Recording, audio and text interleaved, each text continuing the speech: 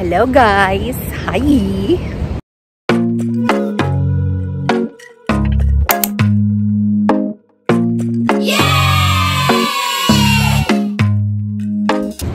So, alam niyo na, pag ganito ang itsura, nakapunta na naman ang madam niyo sa city.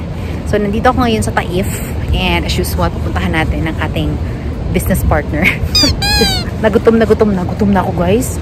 Usually kasi pag pupunta ako dito, ako yung unang hinahatid.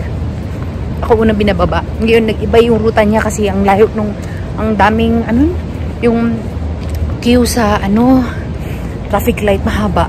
So, inuna niya binaba yung mga ibang kababaihan.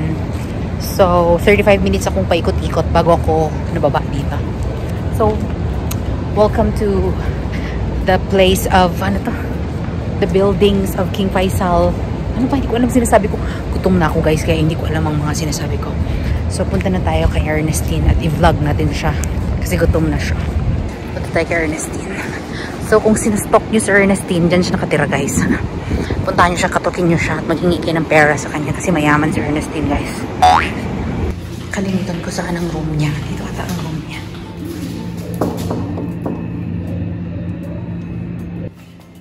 Ernestine?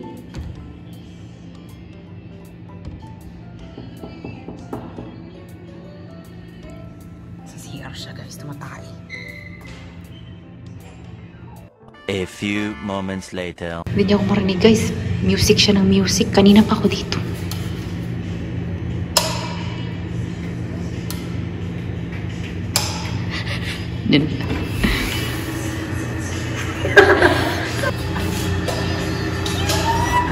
Kunin niya na naman yung case ko.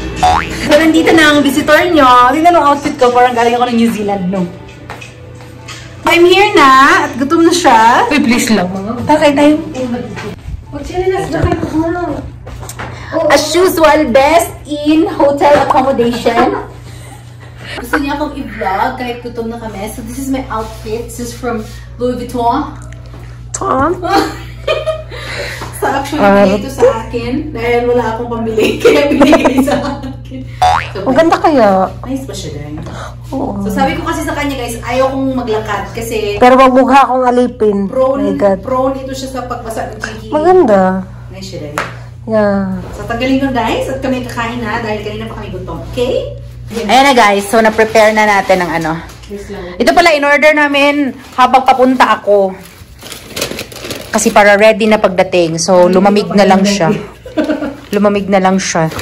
Kasi ang tagal mo. Kasi ang tagal ko guys. Sorry guys. Yung baon ko. Ha? Ito yung food. So, ang katotohanan guys, dapat kudu burger kami. Pero? Tapos, una sabi niya sa akin, mahal. Hindi, walang mahal-mahal sa akin. Yan ba? Wala naman. Tapos guys, pag tingin ko ng presyo, then order na kami. Pag tingin ko, sabi ko, parang mahal man talaga. So, napadpad kami sa, wag na na, iwak mabuhos. Napadpad kami sa McDo. Kasi mas mura talaga siya sa Kudu Burger. Pero masarap din naman siya guys. McDo yung fries. Pero ang totoo doon, mahal siya yung Kudu. Mahal siya, kasi yung ganun, 35. So, in-order ko, Big Tasty. Lang. Tapos share na kami dito. Kasi big time kami. Big time kami. So, ito ang akin pala order ko. Uy, malaki! Maliit ng order mo. Oo.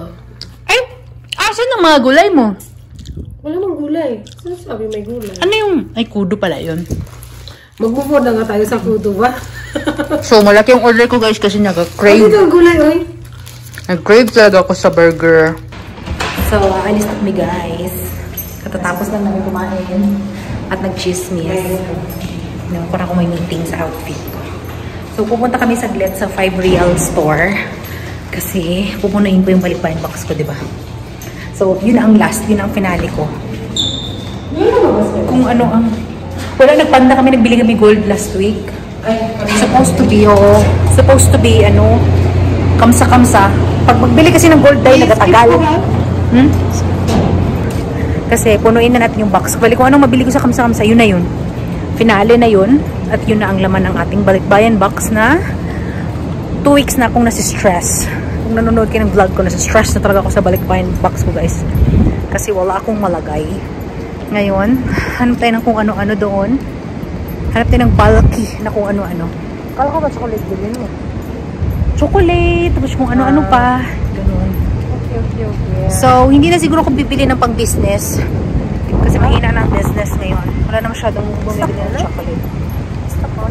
Tamaran na ako mag-chocolate. Kasi wala nang mahilig sa chocolate ngayon. Pordoy. Wala nang pera ang mga tao sa Cotabato, guys, pagdating sa chocolate. Iba na ang trip nila. Milk tea na? Milk tea na ang trip ng tao. Hindi man. Hindi ko alam, pero wala na sila masyado sa chocolate. Siguro maglaylaw muna ako para ma-miss nila ba? Namin alam ko sa doon. Dahil hindi namin alam saan kami pupunta. Buti na lang, yung huli kong vlog, yung whole video na kamsa real, napakita yung supot. So, dahil sa supot, kaya gusto ko mag-document, guys, kasi minsan doon mo babalikan yung mga gusto mong maalala. Ay. So, dahil sa supot. Ay! Dahil sa supot, naalala namin kung saan. Yan na, guys. Nandito na kami. Gusto ko ng mga mantel. Mantel. Ay, tinignan ko yung mantel.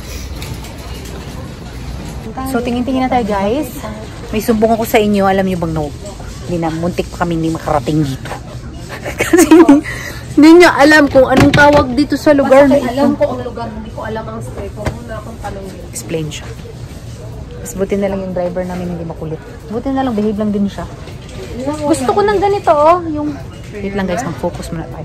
Dito pray. Genie. Genie in the, open mo treasures. Para sa ano ba? Yan na naman. Ano lagay mo dyan? Notepads mo? Retro. Ako notepads mo lagay mo. Oo, ang cute kaya. Try nga natin magbili ng ganito parang maharlika. Nauna. Ito mga maharlikas. O ilagay. Then after 10 years, buksan mo para malaman mo. Uy, may ano ko dun. Cute oh! Yung lace ko dun, yun yung laman yun. Alin? Parang ano man ito? Yung lace ko dun saan? Pustya. Gusto ko magbili ng isang something. Ayun, dai! May mga ay, naku. Yun nga. Ang daming mga sabon, guys. So, mag-isip-isip tayo kung anong mga sabon. Siguro sabon tayo. Hindi ako bumili ng mga dishwasher kasi yung dishwasher walang seal. Ayoko pumutok. So, dito tayo magbawi, dai, sa sabon. Kasi at least ito hindi magputok. Ba? Sabon na lang. Sabon. Kasi isang... Magkano kaya isang pack? 5 o yan o 5 si Sabana. So, dito tayo kay Sabana. Habang naglalakad kami, Uday ha. Pakita mo ang casing mo na hindi sa'yo. Yeah, kinuha niya yung casing ko na naman. Pero binalik niya na sa akin yung old ko. Nagsawa na kasi siya. So, nabalik na sa akin. Ganun lang talagang buhay. Bags and ever. Dito ako nakahanap. Ay, hindi. Dito pa ako nakahanap ng bags. Talaga sa'yo, saan mo yun nakuha? Ano ko saan ko nakuha yun. So, tingin tayo ng bags. Hey guys! Sa bahay na ako. Guys, akala ko matatanggal yung balakang ko sa katawan ko. Diba nagpasundo ko doon kay Ernestine? Kasi guys, kapag lumalabas kami, meron kaming pick up point kung saan lahat ng tao kinukuha ng driver. Since yung King Faisal is one way siya pa uwi, hindi na ako pumupunta dun sa pick up point. So, kinuha na lang ako sa King Faisal. Unfortunately, maraming nakasakay. So, hindi ako nakaupo ng maayos. Hindi ako nakasandig guys ng almost 1 hour. Like 45 minutes. Hindi ako nakasandig. Tapos half lang ng puwit ko yung nakaupo. Tapos pigil na pigil ako. Bawal ako maantok guys. Kasi kung maantok ako as in walang sasalo sa akin. Yan, natiis lang. Anyway, first things first. Before ko ipapakita sa inyo yung mga pinamili ko. Konti lang naman ata yung mga pinamili ko. I'm not sure. Gagawin ko siya ng separate video. After ng video na ito, whole video ng mga pinamili ko. Cool? Yes! Because as of this moment, ilalagay ko sa ref ang aking kanin. Dahil, feeling ko mapapanis na siya bukas kung hindi ko siya ilalagay sa ref ngayong araw. Alam niyo ba guys, alam ko it's not good. But, ay, kailangan ko mag-take talaga ng analgesic. Sobrang sakit ng ngipin ko kapag umiinom ako ng malamig. So ngayon, nagbabadya na naman siya, kumuot-kot na naman. Ayoko muna pumunta ng dentista. Kasi ayoko lang. Diba yung una ko, gumawa ko ng video noon, root canal. Then, yes, nabunot ang ngipin ko. Then, ngayon, ewan ko ano na naman tong sobrang sakit na to. Sa tabi din siya ng mga ngipin ko. Masakit siya pag malamig. Yun na naman. Same problem dun sa unang ngipin ko na root canal. Ngipin ko talaga pasaway. Guys, pasensya na kayo ha kung hindi ako masyado naka-vlog doon sa 5 Real Shop. Kasi, gipit talaga kami sa oras ni Ernestine. Sobrang gipit sa oras. Nagmamadali kami. So, hindi ako masyado nakipag-harutan sa kanya. Focus lang kami. Pag meron kami makita, focus kagad. Decide kagad kung bibili ba o hindi. Kasi may hinahabol kaming oras. Dapat kasi, kabalik ako ng King Faisal bago ako sunduin. So, sobrang madalian yung ganap. Anyways, marami akong nabili guys. I think enough siya. I think feeling ko kakasya na siya sa balikbayan box ko. Feeling ko tapos na yung stress ko. Hinala ni Ernestine, baka kulang pa rin. Pero, tama na yan guys. Ang nagastos ko. Bumili kasi ako ng Bumili ako ng pang-business. Bumili ako ng pang-business doon.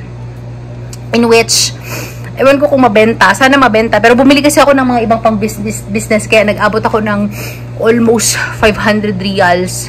So, that's like what? Almost 7,000 pesos. Siguro, yeah. So, may business included yon.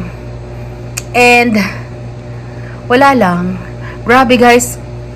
Para sa mga taong nagre-receive lang ng balikbayan box, galing sa mahal nyo sa buhay, the effort, the everything that we put onto the box is as in super duper effort. Sobrang bigat. Siguro next weekend ko aayusin yung box ko. Hindi ako lalabas ng Thursday para maayos na yung box ko. And nagplano ko sa box ko guys, since jumbo yung box ko, sa labas ko siya aayusin, tapos isisil ko na rin siya sa labas kasi hindi ko siya kayang tulakin from here outside kasi jumbo siya, tapos bumili ako ng mga mabibigat. Magandang umaga guys. Hi. Sure ako. Kagigising ko na may stiff neck. Sakit ng dito po. Iba siya. Hindi siya stiff neck sa side. Stiff neck siya dito. Ewan ko anong posisyon ko natulog kagabi. Anyway, magpapaikot lang tayo ng labada. Ikolor lang at least. Usually kasi guys, hindi ako naglalaban ng Friday. Kasi parang tinitake ko yung Friday as my lazy day.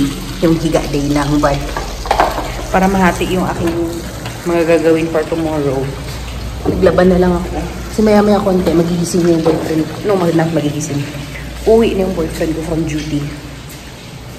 And mag-uusap kami.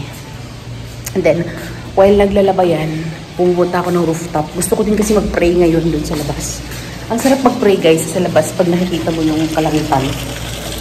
Parang feeling mo ang lapit-lapit mo sa Diyos. Kasi maganda yung view sa labas. Nakikita mo hangin, yung clouds. Tapos, ang sarap magpasalamat sa Diyos pag nakikita mo yung mga mountains, ganun. Kasi parang ma-appreciate mo yung creation ng Panginoon. And then at the same time, I want to pray for my family. Nakikita mo yan. So, doon tayo sa rooftop mamaya. Pakita ko lang sa inyo konti yung view. Tapos mag-alone time muna ako with God. Habang umiikot tong labada ako. So, yes. Okay guys, i-close na natin ang ating vlog for today. May pansit ako sa labas. Nagpansit sila. May pansit na lang ako bigla sa mesa. May ulam na ako agad. Thank you Lord.